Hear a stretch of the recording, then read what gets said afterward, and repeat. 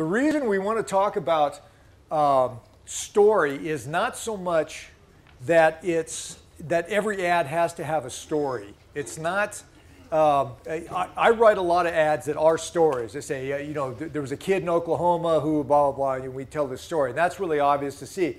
But all sales pitches are stories, essentially. You're telling, even if it's just, I happen to have the best nails in existence. These nails are so great that when you use them, they stay forever. They blend in perfectly. You can't bend them. Things like that. You're still telling a story, okay? And that's why we like to get in a little bit into storytelling. I'm gonna pop into just a little bit. The basic problems of ads are that they are boring, confusing, and irrelevant. Those bad ads usually fall into one of those categories.